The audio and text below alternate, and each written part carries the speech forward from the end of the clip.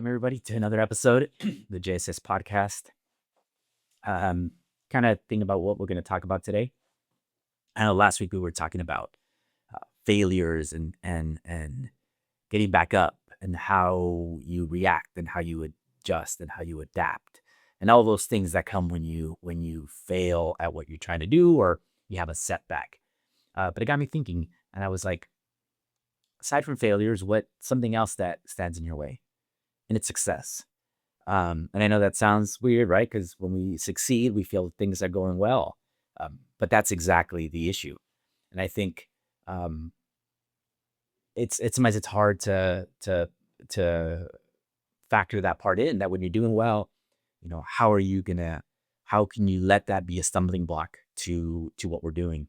And I've seen it so long in my career. I've seen where myself included, you're doing well, you execute on a project and you make a profit, and then you do it again, you do it again, you do it again, and all of a sudden you get confident, you get overconfident, our egos come into play, um, and you start making some poor choices, right? You start getting a little bit riskier. You start getting a little bit looser with your analysis. And we're always talking about building systems and having analytics in place. And I think sometimes when we're successful and things are going well, we tend to overlook some of those things, and think, oh, you know what? I know what I'm doing. I've done this before. I did it already. And you just kind of get a little bit lazy.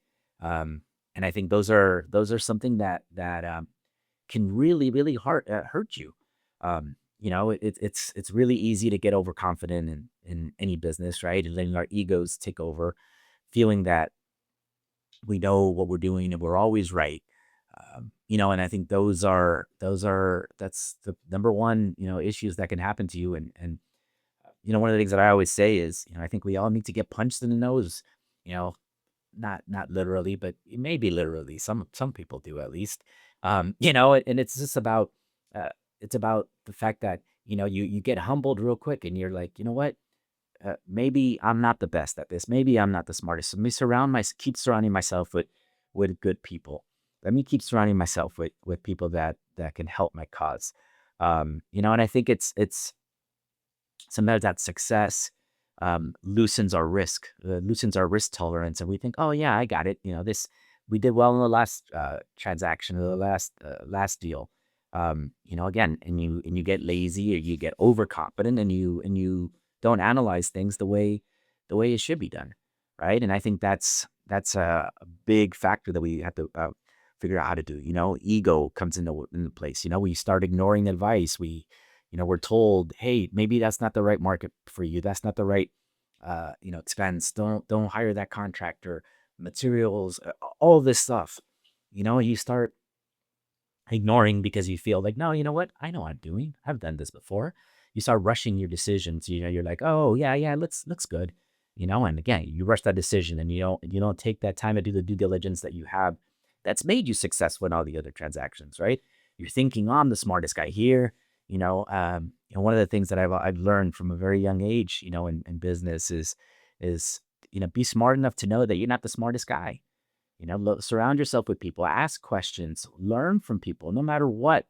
I'm constantly trying to learn. I'm constantly trying to develop and push myself to learn more things.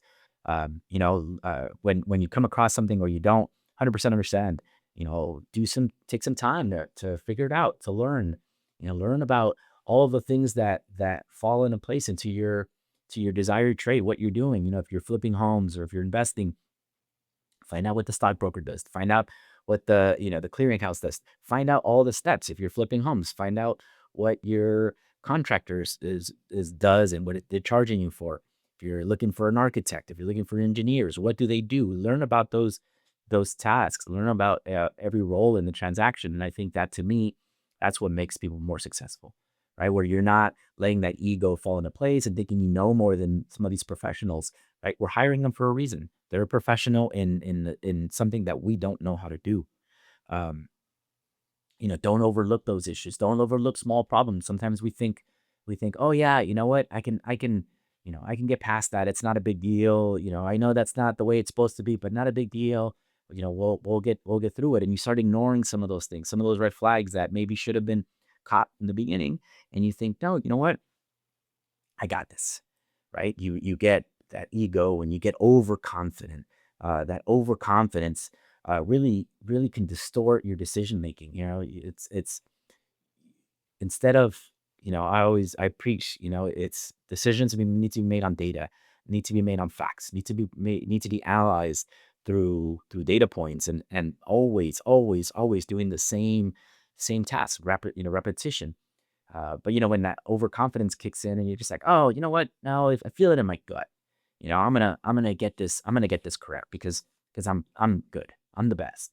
And that really kills deals. That kills profits. It kills a lot of things that do that. But another things, when you get successful, sometimes it's it's easy to sometimes get ahead of your skis a little bit too much, thinking, oh, I can risk a little bit more, meaning I can make more, bigger investments. I can, I had a guy, interesting story. I had a guy who, was flipping properties that we've helped him finance some deals, and he was doing, a couple $100,000, dollar transactions, smaller deals, and doing fine, making, his return on each one of those properties, making profit. And then all of a sudden he came to me and he said, I found a new property I'm ready to flip. Um, and he went from a couple 100,000, all of a sudden it was to a couple $1 million transaction, and I said, look, I go, do you know that market? Do you know those types of properties? Do you know those same kind of finishes that are needed? And in his mind, you know, bigger investment, bigger profit. And which, yes, in some cases can be, but it's you also have to know that that market is very different.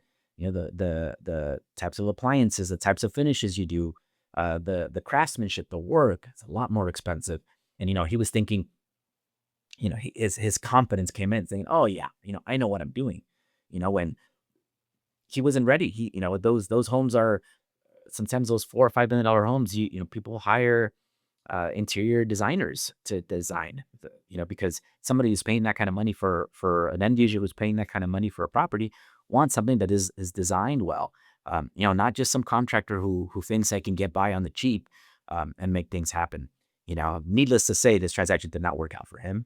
He really went over budget, lost money, and I've actually never heard from him since. With another deal because he really took a blow, and I think he didn't like the fact that I called him out on it, and I think it's really important that with those successes, those wins that we get, right? We do have to celebrate the wins. We do have to be a pat ourselves in the back and be happy for ourselves for doing something fantastic. It's just keeping that same momentum, that same system, that same doing the same things that made you successful. And it's super important to do that. Stay grounded while you're doing this. It's again, that's one of the things that I see, constantly. People who I know started at the bottom, and they really worked hard to build momentum and to do some big things. And the moment they see a little bit of success, all of a sudden they turn their back on the people that helped them get to that point, and they really don't use those same tools. And it's really important, I think, to stay grounded in our successes more than anything else. Success can be, it's a two-edged sword, right? Because it could really damage you going forward, especially if you turn your back. A lot of times, in flipping properties, we're relying on help from others. You're relying on to get, discounts because you're scratch my back, I scratch yours, and you're helping out other people.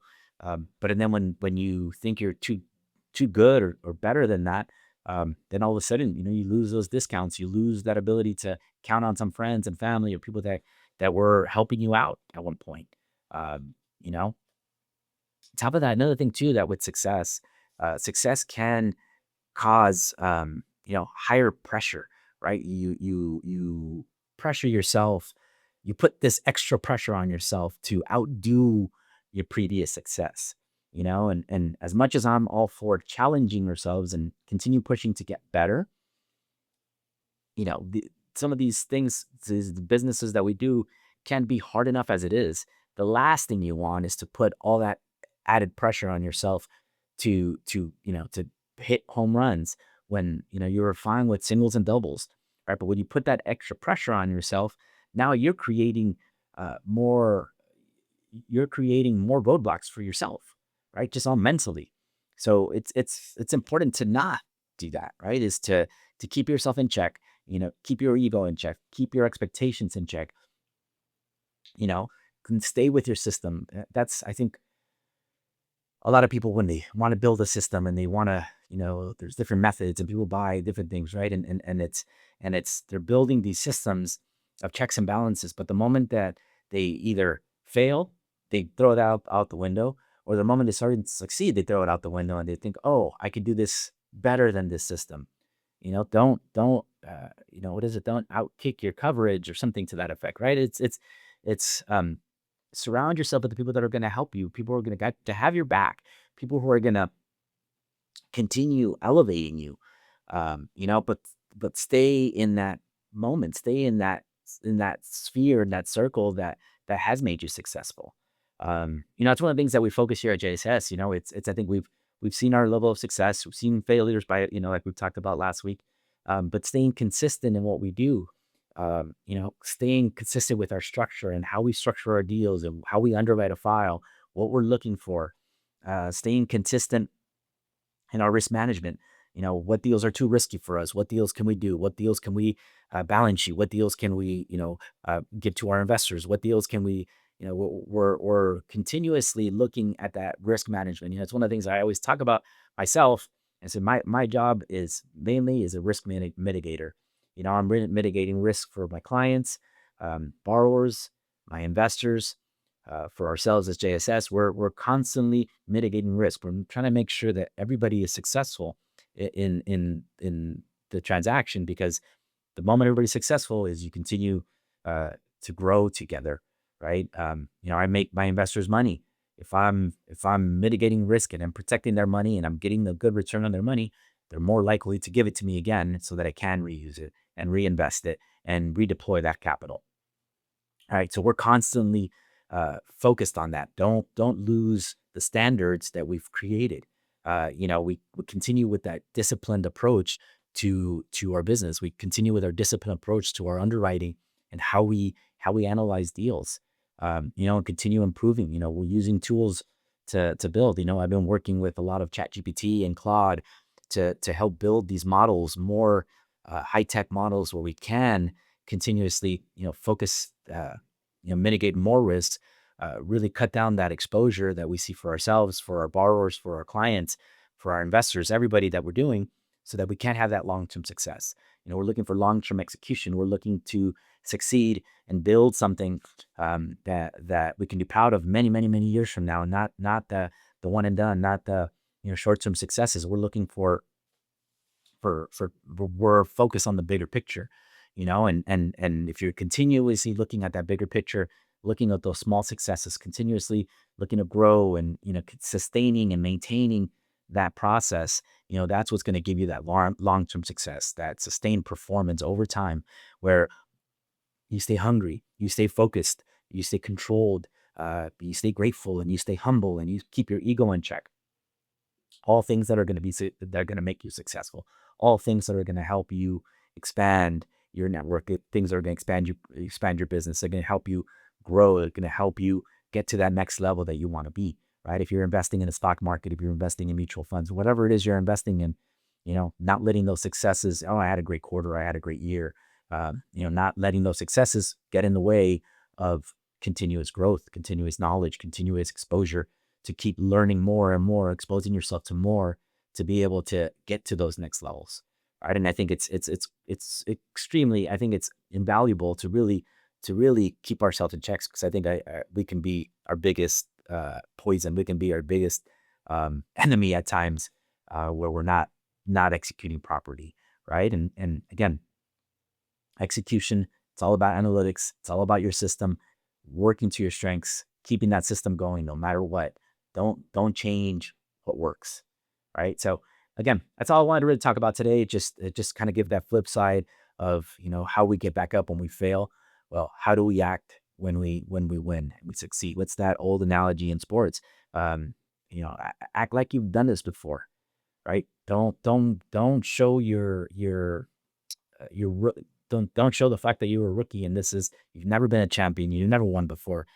Act like you've been here before, and that will continue and help you build that continuous success. So thanks, guys, for listening. See you guys next week.